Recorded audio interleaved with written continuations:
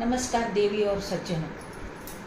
थोड़ा पुराणों में झांकेंगे। श्री कृष्ण की रहस्यमय नगरी द्वारका। अब तक हमने इसके 4 पार्ट देखे हैं।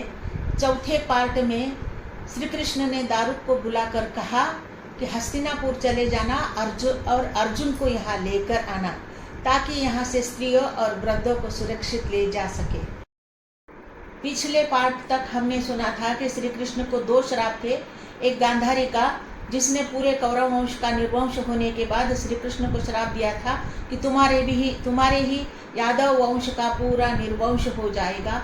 और दूसरा महर्षि दुर्वास ऋषि का श्राप सांबा को दिया हुआ, जो सांबा श्री कृष्ण के पुत्र थे, उनको दिया था।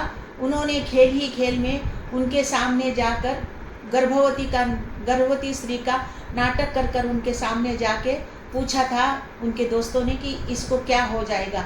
तब उसको दुर्वास ऋषि ने उनके सब समझ में आ गया। तब उन्होंने उसको श्राप दिया था कि तुम्हारा पूरा निर्वंश हो जाएगा। तो ये 2 श्राप थे।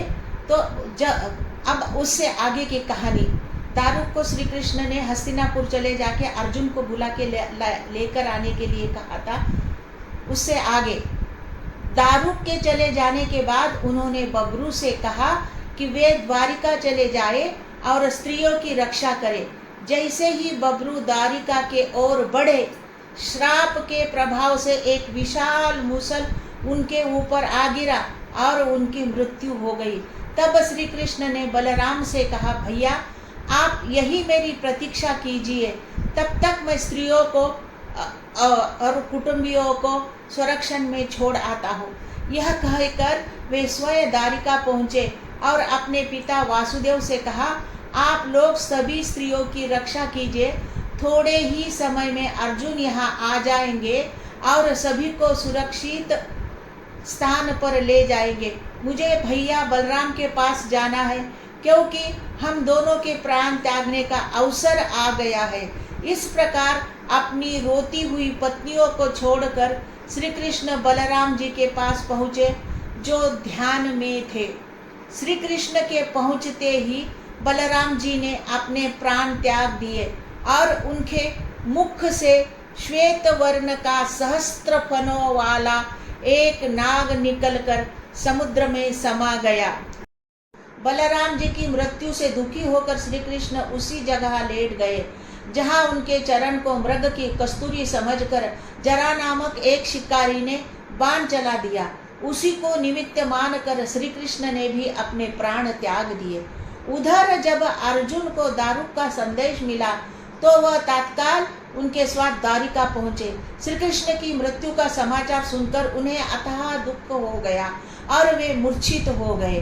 तब रुक्मिणी और सत्यभामा ने उन्हें संभाला और फिर अर्जुन ने सभी स्त्रियों को सांत्वना दी। इसके बाद अर्जुन और यादवों ने सभी मृतकों का अंतिम संस्कार किया। श्री कृष्ण और बलराम के शरीर को ढूंढकर उनका भी अंतिम संस्कार कर दिया। इसके बाद उन्होंने सभी यादवों से वहां से इंद्रप्रस्थ चलने को कहा। श्री कृष्ण के एकमात्र जीवित पौत्र वज्र को उन्होंने इंद्रप्रस्थ का सम्राट बनाने की घोषणा की। उन्होंने कहा कि आज से 7वें दिन हम यहाँ से प्रस्थान करेंगे। यह सुनकर सभी यादव और स्त्रियां चलने की तैयारी करने लगे। मैं अब 5वें पार्ट को यहाँ पर ये समाप्त करती हूँ। मेरे चैनल को लाइक करो, शेयर करो, सब्सक्राइब करो। ज़्यादा से ज़्यादा मेरे चैनल को सब्सक्राइब करना।